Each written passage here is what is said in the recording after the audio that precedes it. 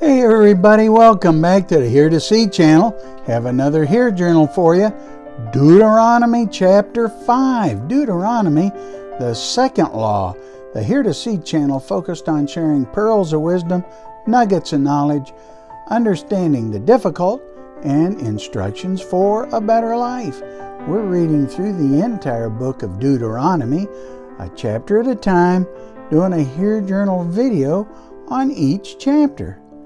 Here journaling is a method that many find edifying to their personal relationship with the Lord.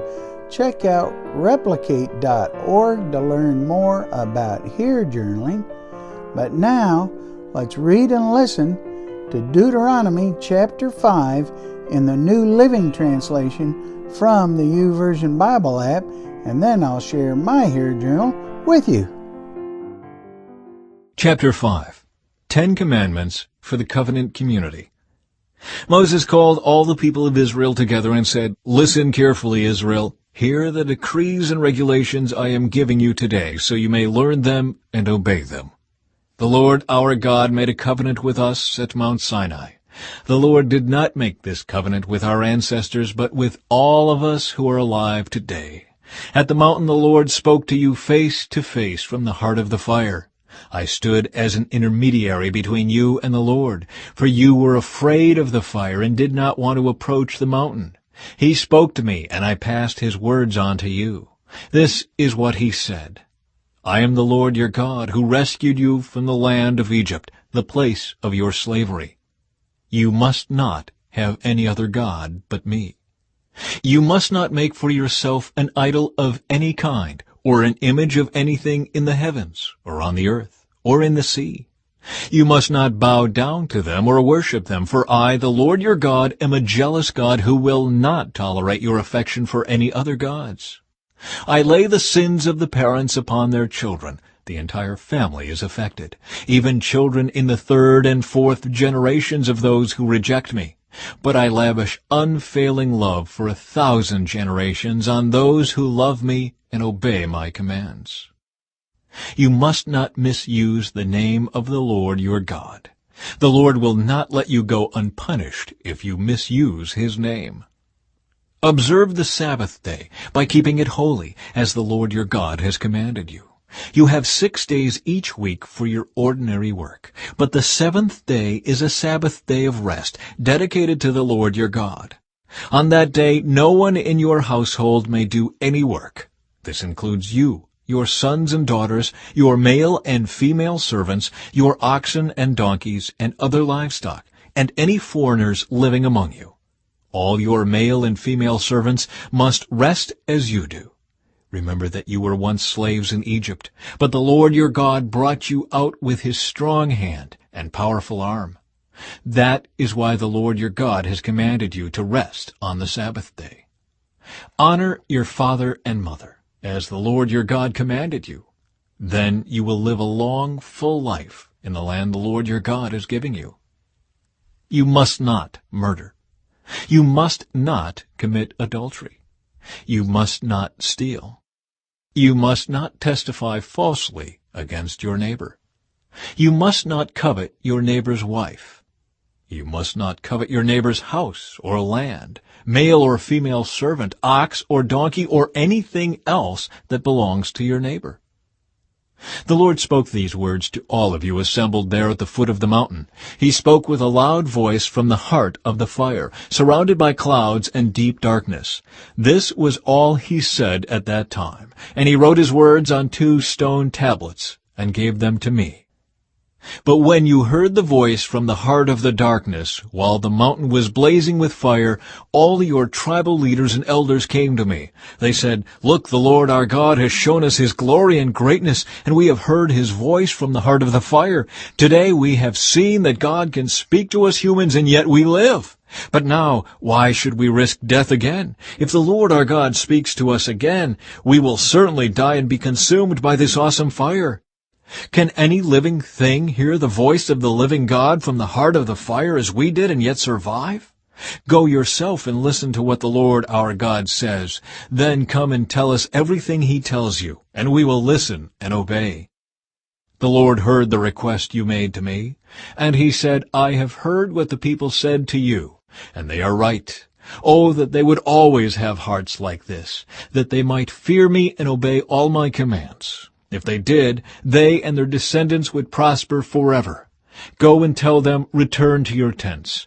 But you stand here with me, so I can give you all my commands, decrees, and regulations. You must teach them to the people so they can obey them in the land I am giving them as their possession. So Moses told the people, you must be careful to obey all the commands of the Lord your God, following his instructions in every detail. Stay on the path that the Lord your God has commanded you to follow. Then you will live long and prosperous lives in the land you are about to enter and occupy. And that was Deuteronomy chapter 5 in the New Living Translation from the YouVersion Bible app. Now, for my Hear Journal. First, the highlight, Deuteronomy chapter 5, verses 22 to 27. Verse 22. The Lord spoke these words to all of you assembled there at the foot of the mountain. He spoke with a loud voice from the heart of the fire, surrounded by clouds and deep darkness. This was all he said at that time. And he wrote his words on 2 stone tablets and gave them to me. But when you heard the voice of the heart of the darkness, while the mountain was blazing with fire, all your tribal leaders and elders came to me. They said, Look, the Lord our God has shown us his glory and greatness, and we have heard his voice from the heart of the fire. Today we have seen that God can speak to us humans, and yet we live. But now, why should we risk death again? If the Lord our God speaks to us again, we will certainly die and be consumed by this awesome fire. Can any living thing hear the voice of the living God from the heart of the fire as we did and yet survive? Go yourself and listen to what the Lord our God says. Then come and tell us everything he tells you, and we will listen and obey. So, what's my explanation? Moses recounts the day that God wrote the 10 Commandments on the 2 stone tablets. He shares that the people of Israel also heard the voice of God, but was fearful to approach God again, instead using Moses as an intermediary between God and them. So, what's my application, or the application for us today? Many people today are afraid to approach God. They believe the lies that God is mean, that God is unforgiving or unapproachable. The truth is, God so loves us that he came to earth as a man, Jesus Christ, the Messiah, died and rose again, making a way for us to be able to approach him and dwell with him and he in us, if we will accept Jesus as our Lord and Savior.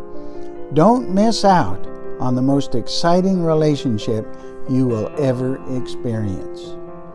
Reference Galatians 2:20. I have been crucified with Christ. It's no longer I who live, but Christ who lives in me. And the life I now live in the flesh, I live by faith in the Son of God, who loved me and gave himself for me. Psalm 16:11. You make known to me the path of life. In your presence there is fullness of joy. At your right hand are pleasures forevermore. James 2:19. You believe that God is one. You do well. Even the demons believe and shudder. John 14:6. Jesus said to him, I am the way and the truth and the life. No one comes to the Father except through me. John 1:14. And the Word became flesh and dwelt among us, and we have seen his glory, glory as of the only Son from the Father, full of grace and truth.